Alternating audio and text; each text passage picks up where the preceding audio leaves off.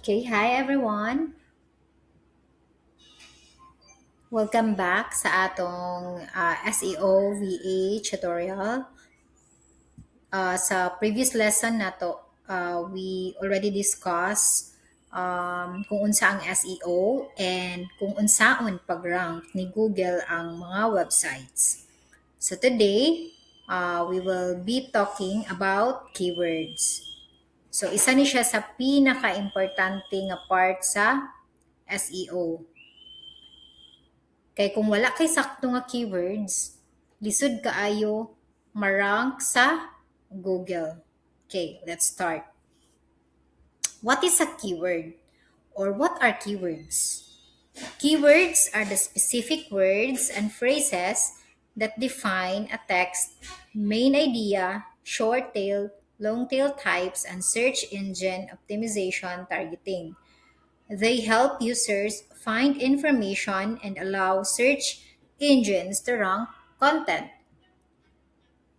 So, simple ra kaayo no, sabton. A keyword is the word or phrase nga gina-type sa mga tao sa Google. Okay? Example, kung ako nangita ko og restaurant, i-type na ko is best restaurant near me. Okay? So, isa na siya sa akong gina-search kung mangita ko og restaurant. Second, what if mangita ko og trabaho, no? So, SEO, VA, jobs. Okay? So, or SEO jobs, Philippines or in the Philippines. Okay?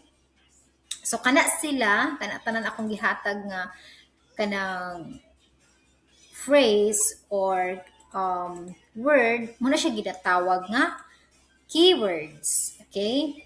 So, kana siya nga words ang gusto nato marank ang website, no? So, think of keyword as the bridge between your customer and your website. So, kung sakto ang keyword, mas dali makita ang imuang website. Okay? So, example, imagine nimo nga naa kay bakery. Okay? Naghimo ka og nya ikaw ang tag-iya. Naghimo dayon ka og website. O nya imong content ang sulod ana is puro ra welcome to our bakery, we sell delicious bread, no? Pero kung ang imong customer nag-search og birthday cake in Cebu or birthday cake in Cagayan de Oro or birthday cake in Misamis Oriental or birthday cake in Davao City, no? Or like custom cake, no? Custom cake near me or custom cake in Misamis Oriental, no? So kung wala na nga word sa imong website, unsa may mahitabo? Dili kabalo si Google nga nagbaligya ka og birthday cakes. No? Maunang importante kaayo ang keywords kay because of that, because of the keywords, masabtan ni Google kung unsang ang imuang negosyo. Okay? So, sa keywords natay gitawag og natay duha ka types of keywords no. Natay short tail keywords. No? So, short tail keywords are brief, broad search phrases of 1 to 3 words. So, in other words, ano lang siya? Kining kanabitaw kung kuan pa short, no? Short keyword, no? So example kay shoes, no? Shoes, running shoes, no? Laptop, mga inana or SEO, no? Short ra jud kaayo siya. Pero grabe na siya ka-competitive.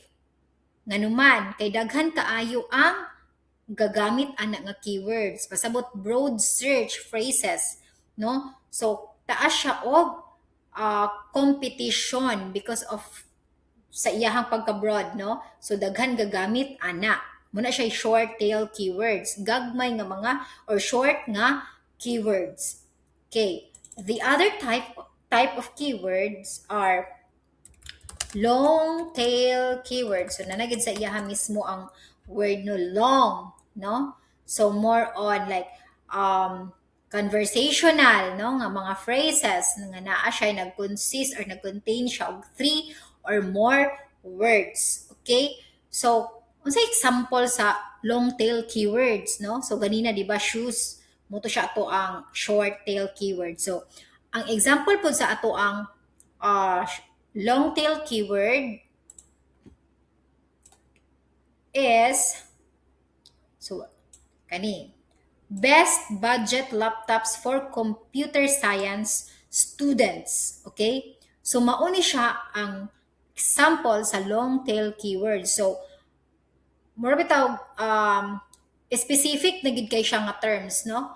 Specific na jud kaayo siya nga kana bitang query or kanang tawag ani. So diri na nato mas makita kung unsa bitaw ang iyahang ginapangita gyud kibali sa kining user, no? So example pud ana is like best running shoes for beginners, no? So or siguro kung plumber ka, no? Plumber ka sa Cagayan de Oro City, siguro emergency plumber in Cagayan de Oro City, no? So mas taas siya, pero mas specific. So usually kani siya nga mga keywords mas dali ni siya ma-rank, no? Kay kabalo na ang searcher kung unsa gid iyang gusto, no? So then kasagara gyud as ako as SEOVA mas ganahan gyud ko og long tail keywords, no? So mao na siya ang two types of keywords, no?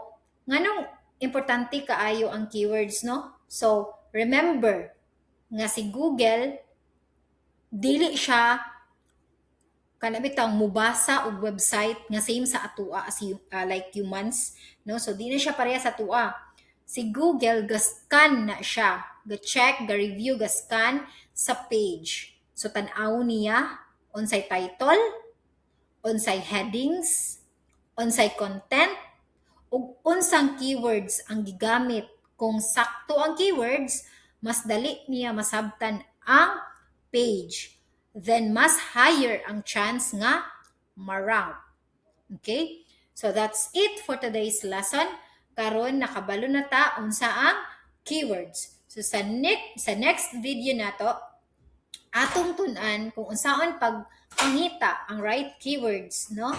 So see you in the next lesson.